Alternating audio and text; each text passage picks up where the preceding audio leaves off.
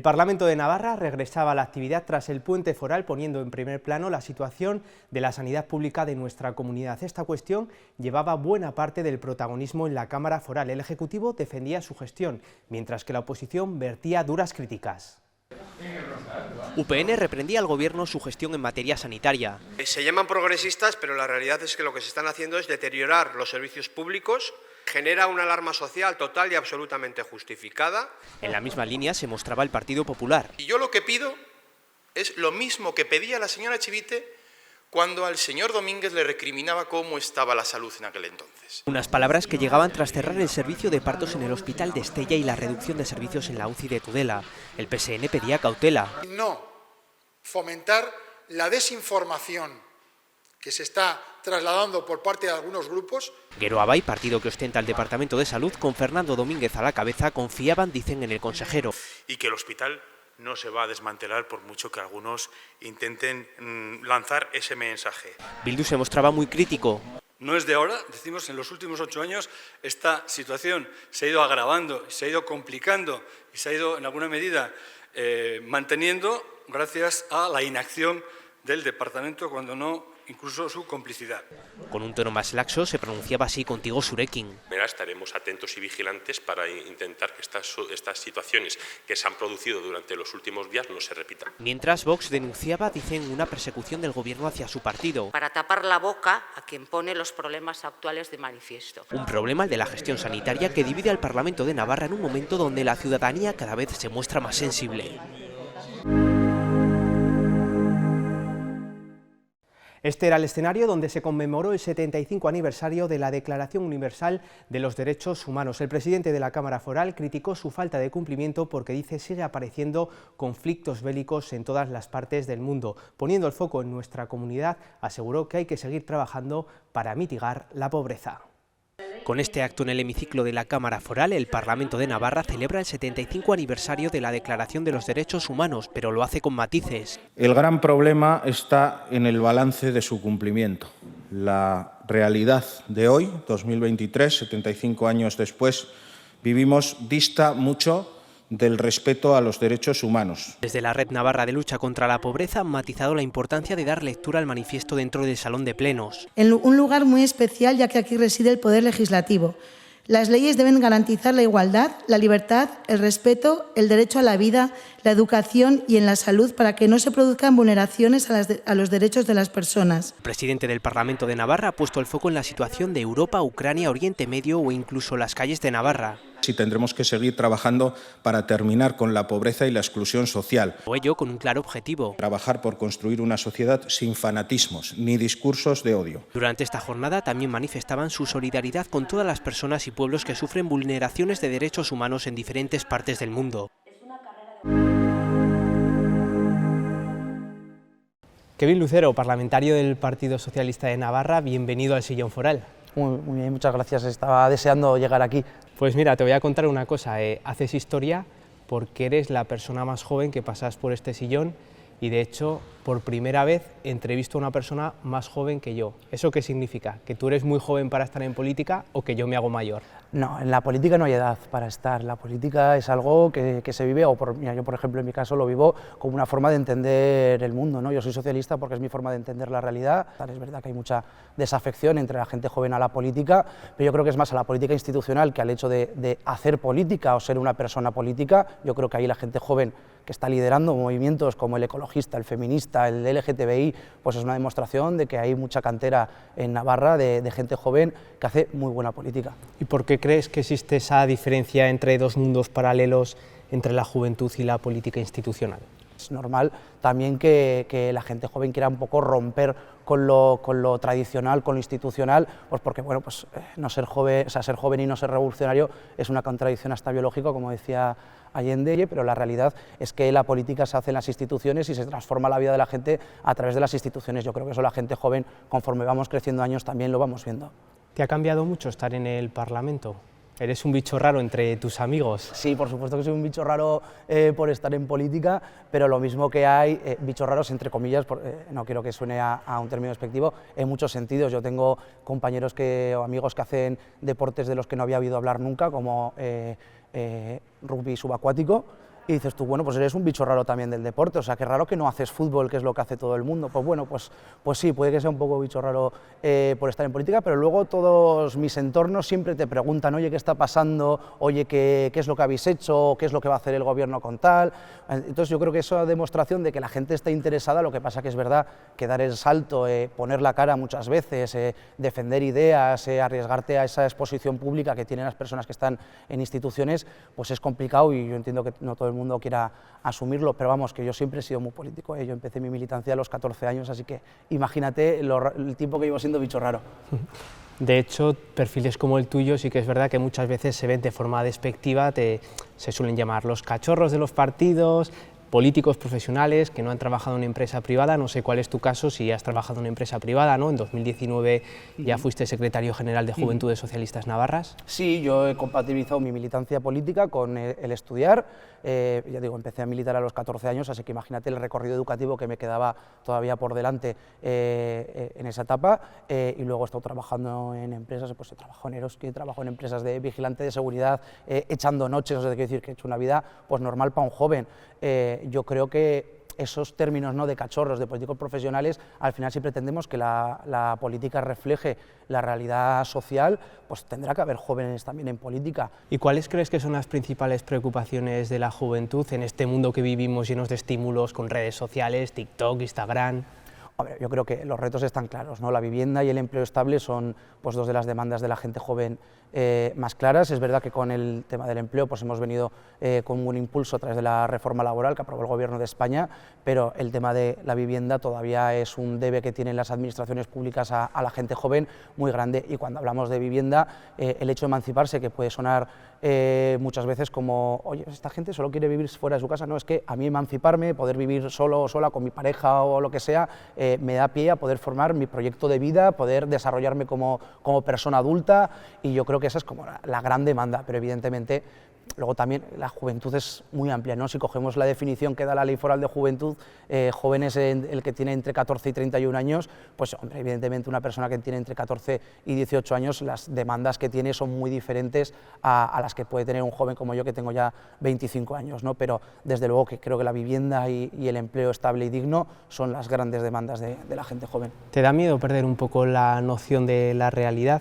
Porque sí que es verdad que en la declaración de bienes y patrimonio, no sé si la cuenta que tenías era de 40.000 euros. No, ahí parece que hubo una pequeña confusión. Yo cuando hice la primera declaración, bueno, no, la segunda porque la hice también en el ayuntamiento, a mí me dijeron que ahí tenía que poner lo que ganaba al año, o sea, era mi sueldo anual. Yo desde luego, cuando entré aquí, desde luego tenía una cuenta de lo más normal, tenía ahorrados 3.000 euros de mi trabajo anterior, y yo creo que es una cuenta bastante normal, pero sí que es verdad que eso que decías de la desconexión sí que me preocupa, porque es verdad que cuando entras en una institución, la vorágine de trabajo que hay, porque hay un trabajo ingente detrás de un parlamento que parece que solo se trabajan los jueves de pleno, ¿no? Cuando no es así, que hay mucho trabajo, mucho estudio que hacer, muchas reuniones que tener, muchas entidades con las que trabajar, reunirte y escuchar, atender, propuestas que hacer.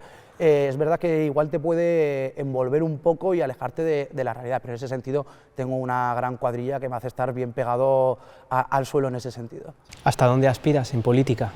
Bueno, aspiro a lo que me pida mi partido, yo estoy dispuesto a lo que me pida mi partido. Yo creo que ese es el compromiso militante que deberíamos tener todas y todos. Nosotros estamos aquí de paso, cuando nos vayamos o nos muramos o lo que sea, el partido se quedará. Somos una herramienta al servicio de la clase trabajadora y, pues bueno, mientras podamos ser útiles, ahí estaremos, y cuando dejemos de ser útiles y vengan otras personas, pues nos iremos muy tranquilos a casa. ¿Te esperabas así el Parlamento? ¿Hay algo que te llame la atención o que te haya llamado la atención? Sí que me sorprende que ese trabajo que hay detrás de esos plenos, de esas comisiones, de las mociones que aprobamos o de las leyes que salen adelante, pues es un trabajo, que hace bastante normal, ¿no? Como en cualquier empresa. Yo sí que igual me esperaba un poquito más de distancia política en ese sentido, pero la verdad que la relación entre personas es bastante buena. Durante la entrevista, al principio hablábamos de desafección política. ¿Crees que en el momento actual en el que nos encontramos hay motivos para esa desafección política?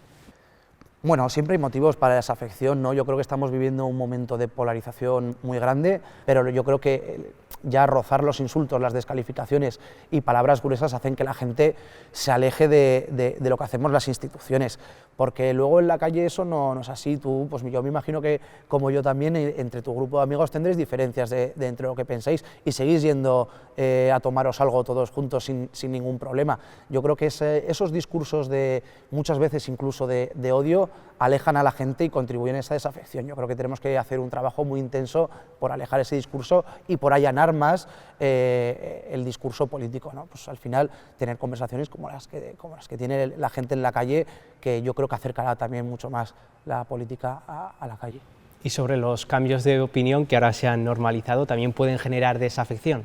Si eso lo hago yo desde un dogmatismo, decir, esta es mi posición, no me voy a mover de aquí, eres tú el que tiene que ceder, eres tú el que tiene que acercarse a mi posición y aprobar lo que yo te presento, pues la política yo creo que ahí perdería el sentido. Pues bueno, pues al final negociar, hablar, acordar, significa que muchas veces tengas que ceder, cambiar de opinión, aceptar algo que igual en otro momento no hubieras aceptado. Yo creo que eso es normal. A mí me hace mucha gracia porque cuando los políticos no acuerdan, no consensúan, está mal, ¿no? Ojo, fíjate, están todo el día discutiendo, no llegan a acuerdos, no son capaces de ponerse de acuerdo ni para aprobar un acta, pero luego cuando nos ponemos de acuerdo y llegamos a consensos y aprobamos cosas buenas, hoy fíjate, ha cambiado de posición. Bueno, pues es que eso es la política. Yo creo que mientras las cosas se expliquen bien y se entienda el contexto en el que se toma una decisión y se acepte, pues no hay ningún problema.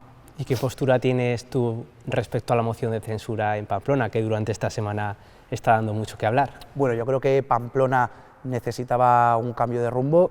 Hemos venido estos 6 meses de legislatura de una parálisis total en el Ayuntamiento de Pamplona, sin ganas por parte de la alcaldesa Ibarrola de querer llegar a acuerdos, de querer consensuar, de desprestigiar también a los otros grupos políticos, y yo creo que bueno, también es cierto que la gente el 28 de mayo votó mayoritariamente a fuerzas progresistas. De hecho, el Ayuntamiento de Pamplona está en un 60% de sus concejales compuesto por concejales y concejalas progresistas, y bueno, pues si no ha querido Ibarrola, ha tenido 6 meses para demostrar que quería hacer algo y no lo ha demostrado, pues ha llegado el momento del cambio. ¿Ha habido un cambio de postura en el Partido Socialista de Navarra respecto a este tema?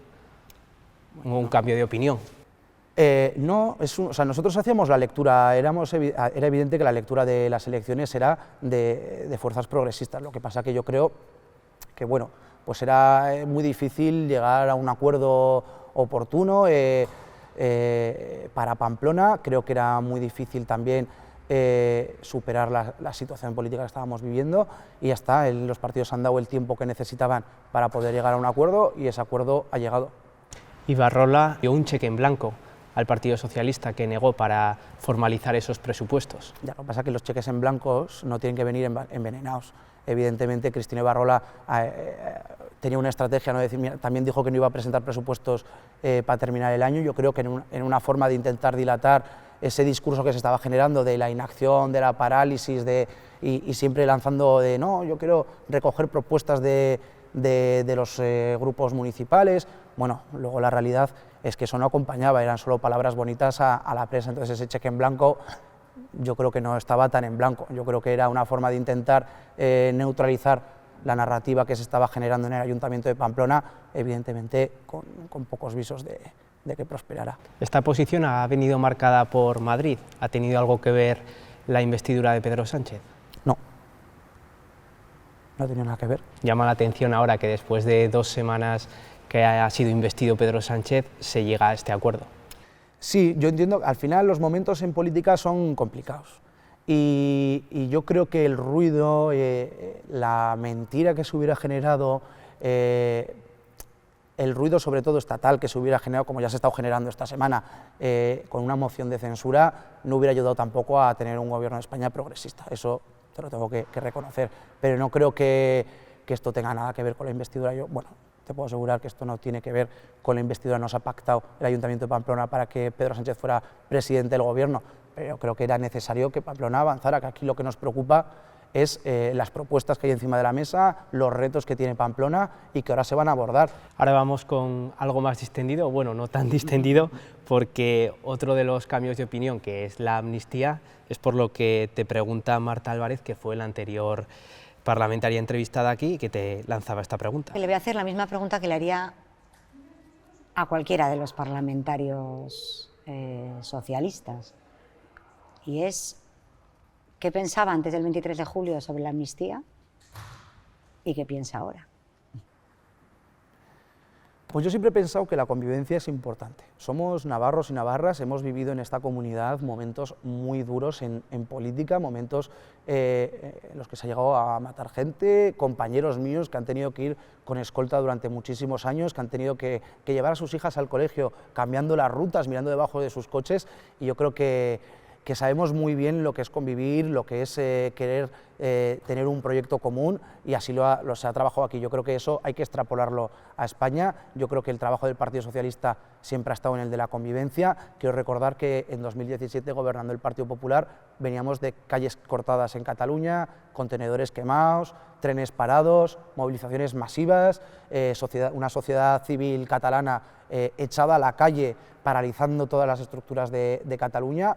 Llegó un gobierno de Pedro Sánchez, puso una mesa de negociación, se ha calmado la situación, se han llegado a acuerdos, se ha mejorado la situación, los partidos políticos independentistas han bajado en su fuerza política en Cataluña y ha subido el Partido Socialista de Cataluña, y esa es la demostración de que hablar, negociar, acordar y querer entenderse, querer entender que España es un proyecto común al que queremos acercar a los catalanes, era lo esencial. Ese es el trabajo que ha hecho siempre el gobierno. Amnistía sí, amnistía no.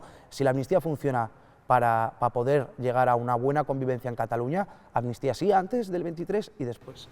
¿Pero había algún problema de convivencia en Cataluña en estos últimos 4 años de legislatura con el Partido Socialista a nivel estatal? Yo creo que ha habido un problema grande en Cataluña. Hombre, yo creo que no sería lógico. Pedro Sánchez sacó pecho de apaciguar esa situación, me lo contabas. Sí, claro, ahora. Pero sí hemos venido de eso, de calles quemadas, cortadas y trenes parados, a tener una situación social más pacífica, pero evidentemente en Cataluña hay un conflicto político que se tiene que abordar. Y lo dicen los resultados electorales, los partidos independentistas ahí están, tienen la fuerza que tienen en Cataluña. Es verdad que el Partido Socialista de Cataluña ha crecido en ese sentido, pero ese es un conflicto que hay que abordar, pero es que hay que abordarlo desde la política, eso es lo importante, desde las instituciones parlamentarias, desde el Congreso de los Diputados, la relación bilateral entre el Gobierno de España y la Generalitat. Yo creo que ese es el camino que hay que seguir y creo que es el camino que está siguiendo el Gobierno de España. En este juego de preguntas encadenadas, ahora te toca a ti lanzar una pregunta a un parlamentario o parlamentaria de H. Bildu que se sentará la semana que viene con nosotros. Pues yo creo que, fíjate, con todos los tumultos que hemos tenido esta semana, le preguntaría cuál ha sido el momento político más difícil que ha vivido él o ella en política. Pues se lo haremos y ahora ya vamos con un test rápido. La primera pregunta es si este puente foral te ha sido a algún lado. Pues no, la verdad es que me cogí un catarrazo que flipas, la verdad, y he estado tirado en la cama prácticamente la mitad del puente, y luego cuando yo empecé a remontar, mi pareja se puso malo, me imagino que contagiado, y entonces me tocó a mí hacer el papel de cuidador, así que este puente me he quedado en mi casita. Si te digo tierra firme, ¿qué te viene a la cabeza? Pedro Sánchez y su nuevo libro. ¿Te lo has leído o no? No, todavía no, espero que me caiga de hecho hoy es mi cumpleaños, espero que me caiga el libro de regalo, y si no, espero que el Olenchero o los Reyes Magos me lo dejen por ahí. Felicidades, y no sé si te has leído el manual de resistencia. Sí, por supuesto que me lo he leído y lo tengo firmado también por el presidente. ¿Sabrías decirme qué palabras son las más buscadas en Google durante este 2023? ¿Cuál crees? Amnistía, puede ser que sea una. No sé, ni no se me ocurre así. Elecciones y Shakira. Ah, pues mira, pues sí, tiene sentido. Los Shakira ya es que se nos queda hasta súper lejos, ¿eh? Durante toda esta semana también se ha hablado mucho del documental de La Pombo, no sé si lo has visto o no. No, no lo he visto todavía, Sergio Ramos y Pilar Rubio, porque han sido noticia esta semana. ¿Se han separado? Sí, hay rumores de que... Hay rumores de separación. ¿Cuál crees que podría ser un buen influencer en el Parlamento de Navarra? Parlamentario o parlamentaria, y que no sea de tu partido. Que no sé, pues te iba a decir la tenía... hombre, yo creo que Marta Álvarez es una buena influencer, ¿no? Está ahí en las redes sociales mucho, y yo creo que en ese sentido, pues bueno, si se dedicara a ser influencer tendría capacidad, yo creo que en ese sentido nos lo ha demostrado. ¿Influencer de viajes, quién podría ser? Influencer de viajes... Bueno, yo creo que Laura Aznal, que sabe muchos idiomas, tiene muchas puertas abiertas para poder viajar mucho y muy tranquila, cosa que igual nosotros no tenemos tanta suerte. ¿Influencer de deporte? Hombre, yo creo que Trigo, de UPN, que ha sido director gerente de deportes, además en gobiernos de UPN, conoce muy bien el mundo deportivo. Pues nada, esto ha sido todo, Kevin, un placer. Genial, muchas gracias por invitarme. La confrontación entre los diferentes grupos políticos que tienen representación en la Cámara Foral salía a flote en un pleno cargado de acusaciones dialécticas y cruce de reproches que daban evidencia que el arco parlamentario cada vez está más dividido. No era un día cualquiera y se palpaba en el ambiente dentro de la Cámara Foral. Esta imagen, previa a la celebración del Pleno, reflejaba la resaca emocional tras la moción de censura a Ibarrola. María Chivite aparecía y los medios en avalancha buscaban sus primeras declaraciones. La presidenta del Gobierno de Navarra y secretaria general del PSN evitaba valorar la moción de censura en Pamplona. Para esta cuestión es el secretario de Organización. Pero usted es solidario del partido, no quiere decir nada, porque no quiere dar explicaciones. Seguidamente, Javier Esparza mandaba este mensaje. Que el Partido Socialista de Navarra ni nos mire, ni nos pida apoyo. También se sumaba a las críticas el presidente del Partido Popular. La señora Chivite que vemos cómo rehuye, cómo se esconde, porque en este Parlamento la señora Chivite ha mentido. El líder regionalista continuaba con sus críticas a los socialistas. Nos está tratando como apestados, pues bien, nosotros desde luego no vamos a tolerar este sectarismo. No. El PSN se defendía y apelaba a unión del pueblo navarro. Que deponga esa actitud beligerante, que no incendie la calle. Y de nuevo Alzorriz justificaba la moción de censura a la capital navarra. Una opción de cambio de rumbo de un nuevo tiempo en Pamplona. El secretario de organización del PSN se mostraba dispuesto a dialogar para sacar adelante los presupuestos en otros ayuntamientos. Mano tendida a todos los grupos políticos para sacar las políticas que necesitan los navarros y navarras en el conjunto de Navarra y en los diferentes municipios. Mientras, desde UPN aseguran que no se fían. Son traidores, mienten todos los días, mienten cada vez que hablan. Un clima político en donde la temperatura sigue en aumento y la ruptura total entre los principales partidos de Navarra es ya más que latente. Javier Esparza tomaba la palabra en la sesión de control al gobierno y cargaba duramente contra el Partido Socialista, apelando directamente a María Chivite. La dirección de este PSOE ha demostrado con hechos que son escoria. Ante estas declaraciones entraba en acción el presidente del Parlamento. No merece ninguna valoración. Señor Esparza, no tiene la palabra. Defino escoria, señor presidente. Mire. Tras varios intentos, una Ayualde abroncaba al presidente de UPN. O algo, le llamo al orden, señor presidente, déjame hablar. Seguidamente, el líder regionalista continuaba con su intervención. Y esto no es ningún insulto, que no merece ninguna valoración positiva, ya que resulta dañino, vil o maléfico. Y es evidente a estas alturas que la señora Chivite y el señor Sánchez son dañinos para Navarra. Tras estas palabras, toda la bancada de UPN abandonaba el pleno. Está visto el respeto que tienen ustedes al Parlamento de Navarra. Era el turno de María Chivite, que se pronunciaba así. Esparza no sorprende en su intervención, sigue con la misma tónica hiperbólica, de crispación, de estridencia y de insultos. La presidenta del Gobierno de Navarra respondía a Javier Esparza. Nosotros no llamamos a la ciudadanía a las calles. Nosotros no abandonamos las instituciones democráticas y de representación de la ciudadanía.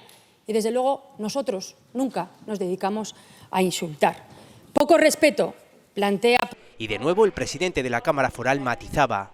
Señorías, creo que hemos asistido a una intervención, como he dicho, que no responde al decoro y al respeto a las instituciones de Navarra. Un pleno de alta intensidad donde queda reflejado un arco parlamentario cada vez más dividido.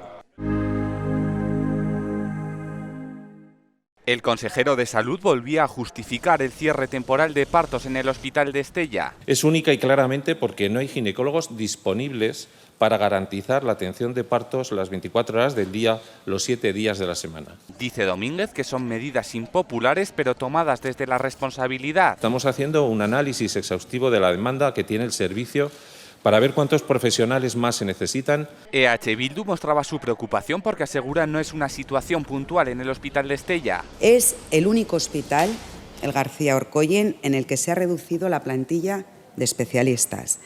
Desde 2018 no se ha contratado personal sanitario eventual. Unas críticas a las que también se sumaba Vox, que hacía alusión a las bajas de profesionales en el centro. Algunas eran previsibles y de las no previsibles se podía saber la duración esperada.